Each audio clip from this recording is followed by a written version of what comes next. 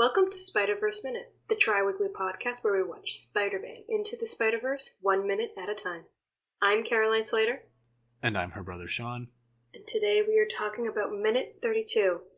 It starts with Miles having an existential crisis and ends with Miles buying a Halloween costume. What did you name this minute? I named this minute, It Could Have Been Anyone. That's, yeah, I think that really punches home one of the big, like, when MJ says that, that's one of the, big messages of the movie. Yeah. And I know that was a big thing that, like, they kind of pushed.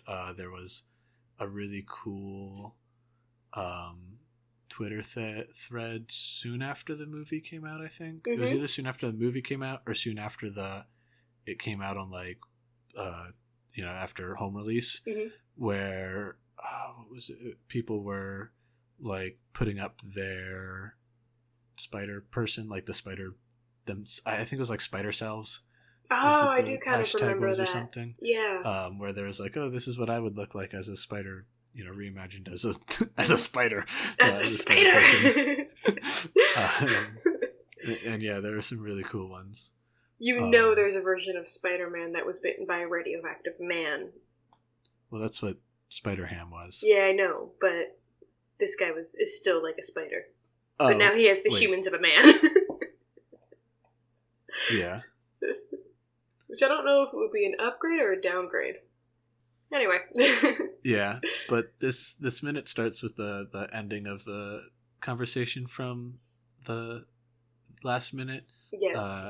Here is where's Rio's last line. So.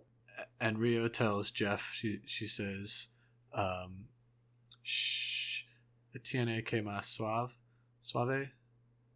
and the Spanish there translates to "you have to be quieter," because Jeff is talking a little bit too loudly how Miles needs to toughen up, and when it gets hard, he's just got to stick it out.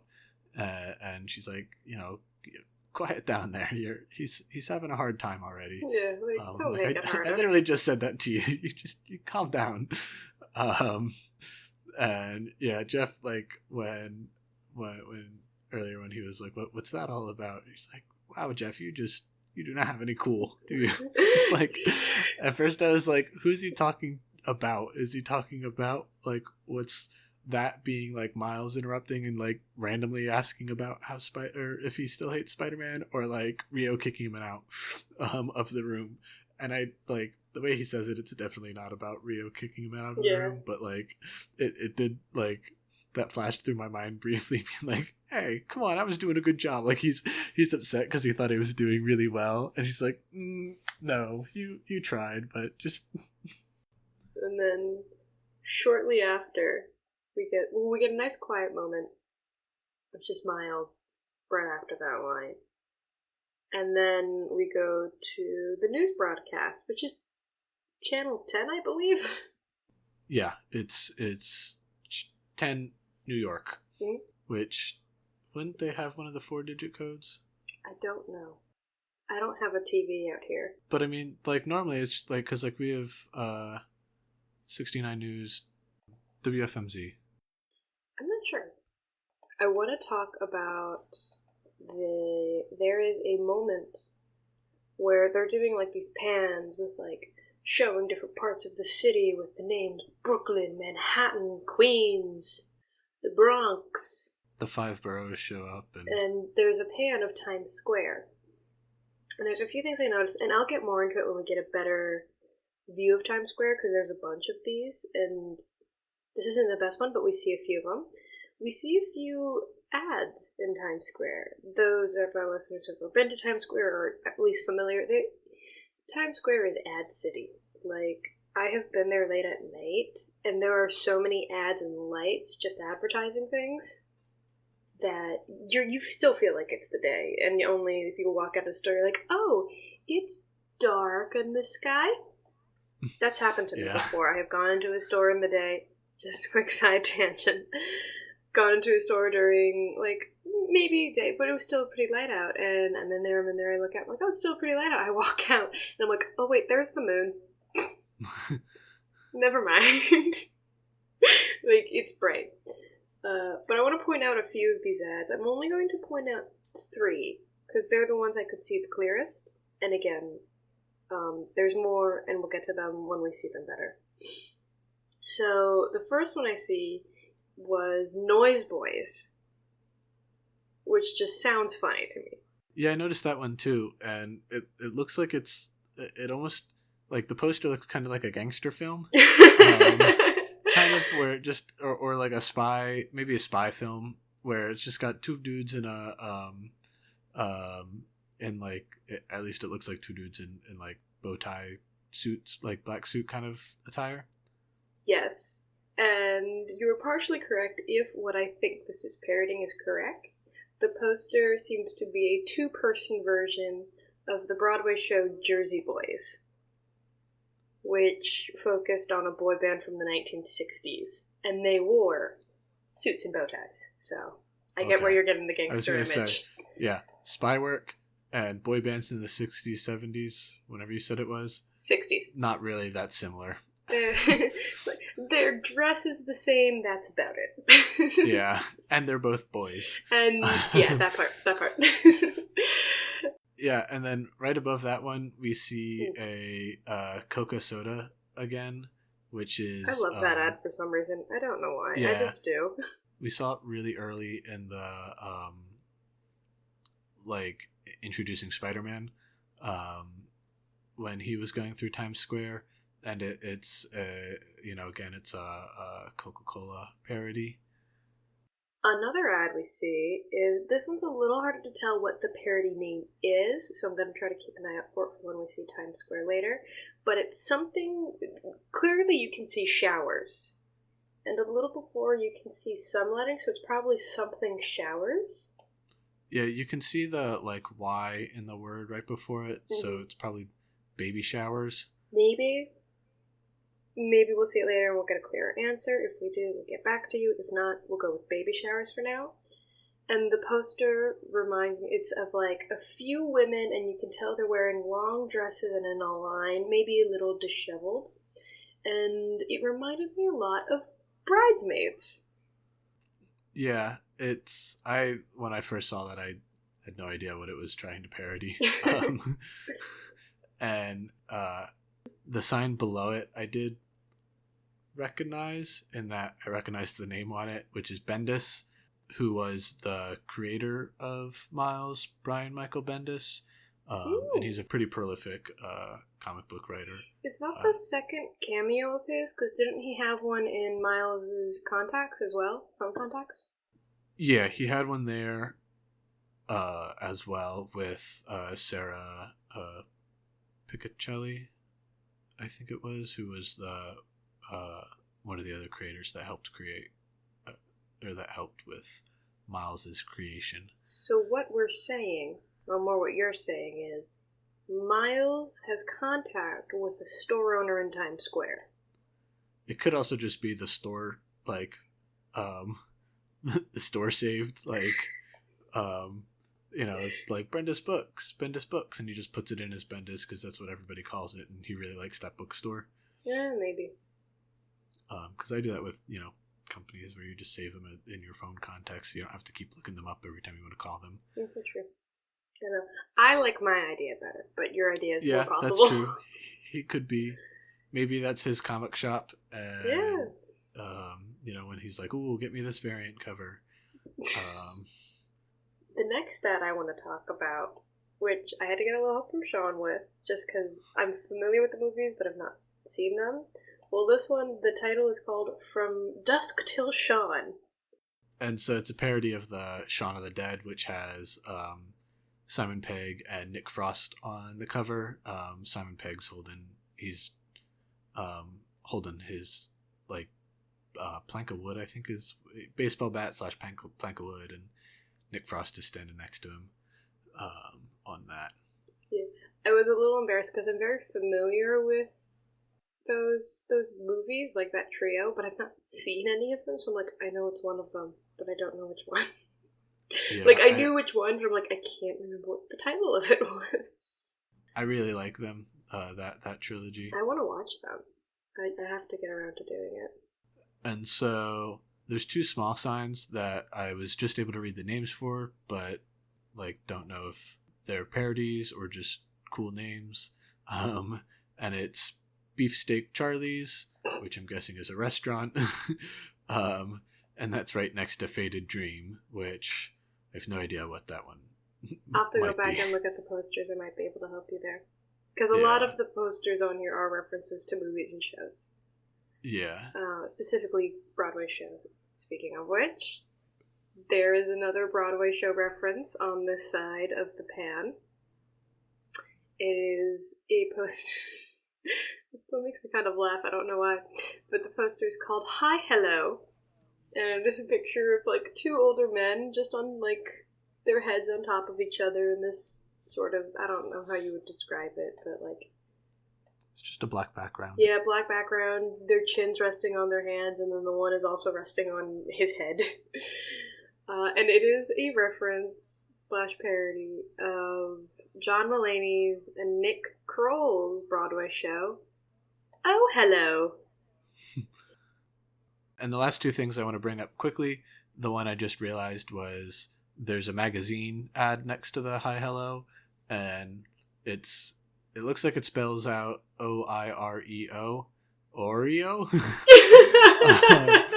but What? it's or ire. It could just be called ire, maybe. But it's a parody of the magazine Wired, and like the cover is talking about connected worlds, and then below the Hi Hello one, there's a Planet Inglewood instead of Planet Hollywood. I saw Planet. I couldn't tell what it was underneath. I'm like, it's obviously not. When they later on in the minute, when it actually pans through Times Square and you get like a quote unquote real life like coloring of it, you can see the Inglewood a lot more clearly. Okay, and there is a Planet Hollywood in Times Square, so that's accurate. There's a Planet Hollywood and there's a Hard Rock. That feels very competitorry to me. Yeah. Finishing from the ads, this is the real reason I brought up the Times Square thing, is I noticed where, like, the From Dusk Till Dawn ad is and where the Showers ad is. Right in between them, there's a big screen TV in Times Square that has the news report that they're about to report on. So, later in this minute, they talk about, they show that Spider-Man and Peter Parker are the same person, and beneath it is the line, New York's hero, Spider-Man found dead at 26, or something along those lines. That cap is shown on the Times Square while they're reporting it. Yeah, when you had mentioned it in the green room, as we were getting ready, the one thing I thought it might be was it could be like the national broadcast and then they're watching a re-aired like local broadcast of it,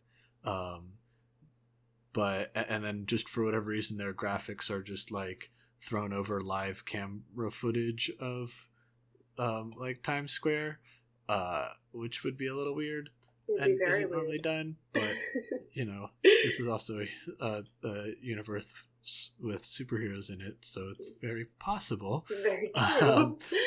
But yeah, it's it seems like they probably just used the like a scene that they had already created and then just done some filtering and panning over it. I think that's exactly what they did. Would, you know, if you want the boring explanation for why it's like that. The in-universe explanation is clearly that is a local stations.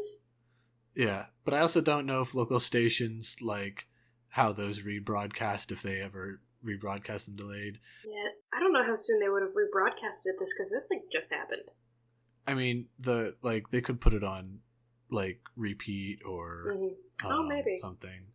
But they do, like, we do actually see the screen of the event happening again later. And it could, like, you know, time is what is time? It's not that kind of podcast, John. So yeah, it's hard to like estimate, especially these next couple of minutes. It's tricky to like estimate the time that has passed between that night and next minute scenes. Like how, if those were the following day or like a lot later. We'll touch on those on Friday. Mm-hmm. I do want to talk about, now talking about the actual newscast. One thing I really loved was, so the broadcaster is talking and he's like, I think it was a female.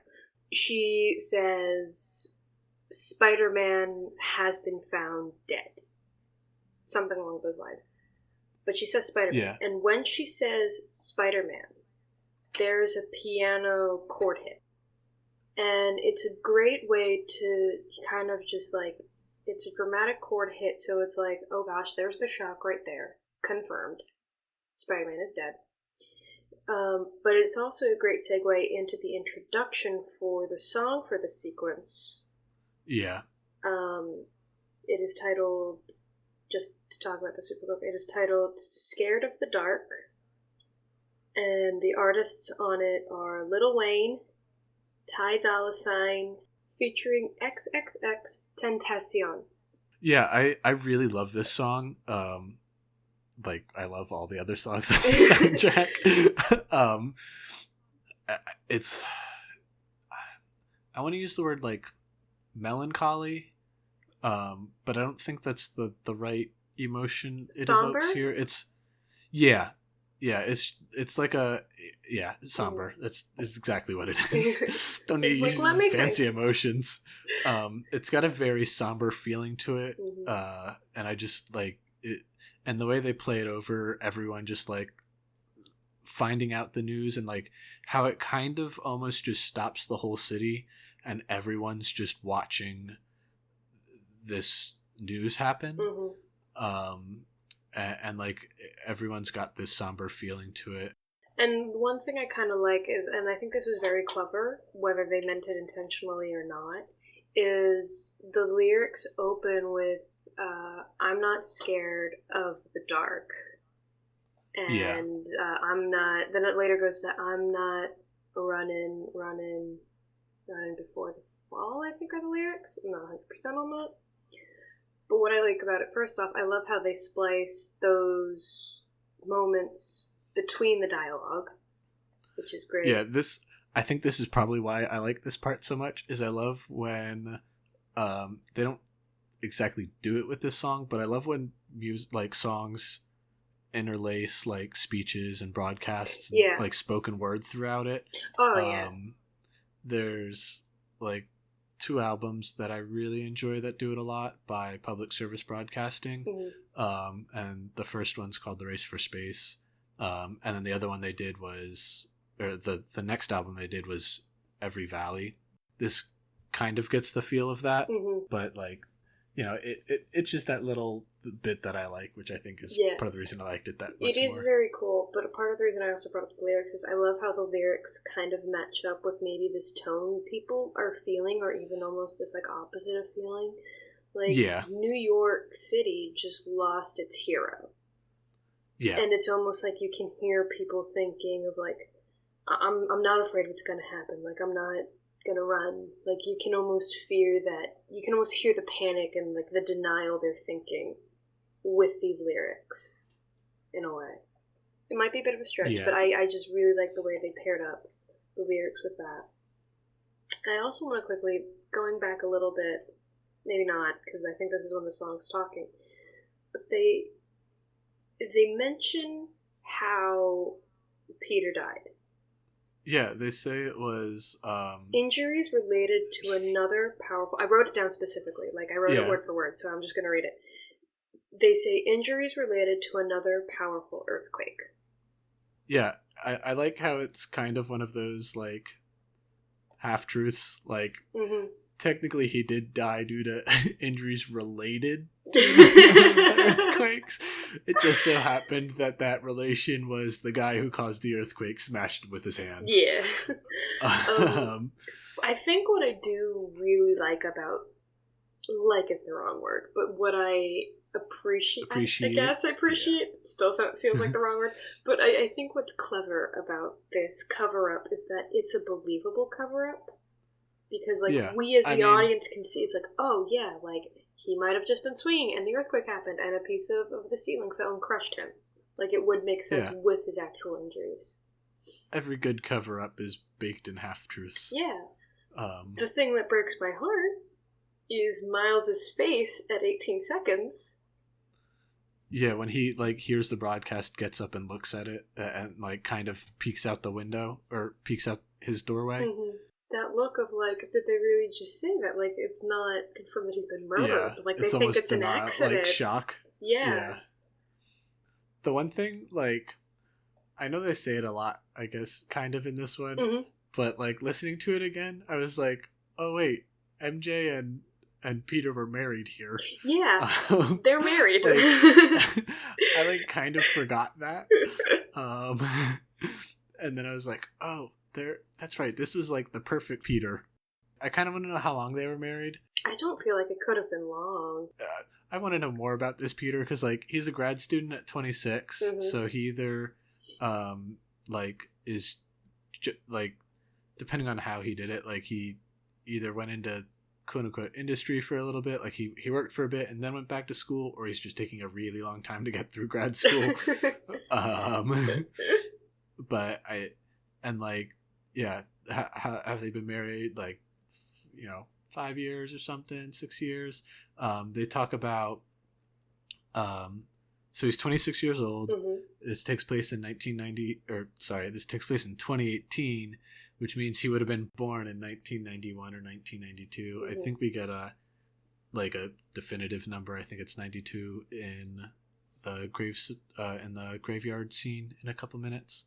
But they also say he's been doing this for about a decade, which would put him at about 16 when he was first bit, which would have been in high school as well. So, like, yeah, their numbers line up. It's always nice when numbers line up. That is. So the one thing that was really cool about Jeff's reaction to finding out about the news, I want to know what he was thinking. Like, I want his inner monologue here being like, why did my son just ask if I really hated Spider-Man and then suddenly Spider-Man's dead? Like, did he kill Spider-Man? Why is Miles here? Like, you can almost hear the panic, like, was Miles in a situation that Spider-Man needed to be? Yeah. And that ended up getting him killed. Like, he covers his mouth a little later, and, like, you can see, like, he's thinking. That's probably more of just a, like, shock. Oh yeah, but I think he's thinking as well. He's like, shit. Yeah. The really subtle thing that I thought was cool that they did too with him was right as they say that, he glances down at Rio real quick to, like, see her reaction, and then glances back up, and I thought that was just really cool. I thought it was a good subtle moment of, like, lovingness is glancing at glancing at your partner and making sure they're okay. Although I think part of me also thinks what it really was he just realized that she's got her shoes on the couch. And he wants to say something, but he can't now because she's sitting there with her shoes still on the couch. They've been outside. Does she know how much dirt is tucked in on those? I'm gonna give Jeff the benefit of the doubt because I don't think he's that strict. Second, it's more of just like, you don't put your shoes on the couch. I mean, he didn't say anything, so clearly he's fine with it. Maybe not fine, but there's also, like, leading into the last thing I have to say about this scene, is when they show the side shot of them. Jeff has his shoes on still, and in the previous minute he's barefoot. So either he came out and was just so upset he's like, I need to do something, and just put his shoes on, or this was just like they still weren't sure about order of scenes and whatnot, and I think that's more they likely. accidentally put his shoes back on. Yeah, I think that's more like. I like the idea. Just him angrily putting his angrily, like confused, like he's like, I'm confused. I need to do something that I know how to do. Let's just tie shoes. Let's just tie shoes. But that's great.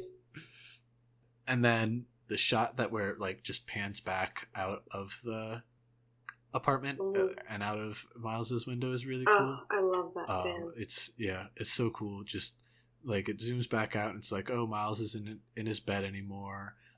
And then it zooms out of the window and it's like, okay, the window's still open, and then you just see like Miles's hands there, and then they just disappear. And it cuts to the next scene, and it's really cool. Yeah, it's a little comedic out of context. Like if you just watch that part, you're like, oh, there's hands there. Oh, and they're gone now. Yeah. But in the context, it's a very moving scene. Like Miles just can't even. It feels like he almost like, I just need to escape from it right now. Yeah, I need to go do something. Yeah, and then we get shots of everyone finding out the news on their phones. Like I think every person is watching it on their phone, or someone else's. They're all just sharing this. Yeah, and it cuts through. We see them in a bunch of different places. I thought it was a skate park when I first saw it. Looks like it's just underneath a bridge. Yeah. Probably under a subway. Yeah, and then we see people there. We see them entering and leaving the subway, like a subway stop, and then in Times Square. The first shot we see is at 36 seconds where it's under the bridge, and there's 2 Easter eggs. One is more of a theorized Easter egg, and then one is a confirmed Easter egg. Yeah, and for the confirmed one, it's the guy riding on the skateboard across the scene while he's on his phone, which he should be paying better attention. He's just had skill, Sean. It's fine. Yeah. That's Bob Persichetti, which is one of the directors again. And I think this is his second cameo in the movie. But yeah, they have him skateboarding across the scene. I love that. The theorized cameo is a little more obvious in my opinion, where front and center it focuses on this boy who seems to be of some sort of Hispanic heritage with a red sweatshirt, and you can see a white tank on the phone. And people are drawing parallels to Miguel from Coco. And I have to agree with them there. The facial shape and hair are very similar. It looks like they just kind of aged up Miguel to be a teenager in this. Yeah, it's Miguel in a couple of years. Maybe Miguel in college. Like maybe. You just, if it's the same universe, Miguel would have left Mexico to go to college in the States. And so he could be like a freshman age, put him at 17 years old. And it kind of looks like them. It could also just be this universe's Miguel, and his family emigrated from Mexico, a couple of years earlier or something. And yeah, it does look a bit like him. There are enough differences that it's not super obvious, and there isn't anything really distinct about him to be able to point to. Like he doesn't have a scar on his forehead, and he doesn't have like the skull makeup that he wears in Coco. So it's not like that.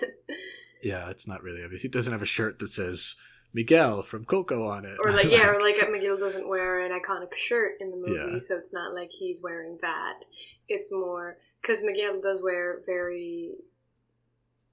Basic's not the right word, but very simple clothes. Like he wears just a white tank and a red sweatshirt. Normal clothing. Yeah. And so does this person. So people have theorized it's Miguel. We have not been able to find confirmation if it is or not. If any of our listeners know of any articles that say no, this has been confirmed, it is a Easter egg from the animators or something, send us a link or like I say, because I kind of want to know if it was like it was the intention or if it was like they weren't really allowed or what. I'm just really curious. Yeah, and then the next shot. Oh yeah, it's people on a bridge looking sad and shocked. People in the subway looking sad and shocked, and then it pans up to the Times Square again. And this is where we get the super clear Planet Inglewood sign. There's another sign above that for a product called Synchrony, and I got a kick out of their like slogan, which was "Save like a hero." But yeah, and then it cuts to the big, like, this is where we get the the full screen shot of the news report, like, confirming his death. Mm-hmm. And then we also get the beginning of MJ's voiceover. Yeah. The lines that I appreciate the most, and the one I obviously named This Minute After, is my husband always said that it could be anyone under the mask. He was just the one that got bitten. Yeah, I really liked that as well. Again, it's touching on, like I said earlier, it's touching on one of the big themes is it doesn't matter who's under the mask. Everyone, anyone can kind of be Spider-Man. And that theme's prevalent throughout. That also seemed to be the theme of, like, Spider-Man in the beginning as well. Like, he wasn't some rich billionaire like Iron Man. He wasn't a god like Thor. He wasn't really anything special. He was an ordinary kid that just happened to get bitten. Yeah. And he also just, like, when he found Miles, or, like, yeah, when him and Miles first got encountered, he was just like, okay, you're like me. We gotta, figure this out. Mm-hmm. And it wasn't much of a, like, I'm the only one. He didn't, yeah, he didn't really care Yeah. who Miles was or what he looked like or his background at all. He was just like, okay, yeah, I'll teach you how to do this. Yeah, it's like, I'll help you figure out the ropes, because it just brings back, like, I'm sure he still very much remembers trying to figure it all by himself and how, like, scared and terrified and confused he was. So I almost feel like Peter might have been a little happy to teach someone, like, I'm not alone, I can help them. Yeah. Just because I did it alone doesn't mean somebody else has to. Exactly. Before we leave Times Square, there's a great image where we see the news broadcast on, like, a smaller TV, not the giant, plasma that's in Times Square. But there's this great moment where Miles walks up and you can see his reflection in it. Yeah. You see his reflection in between Peter and Spider-Man. Mm-hmm. And his face is almost split in half by the the two images, like the seam between the two images. Yeah.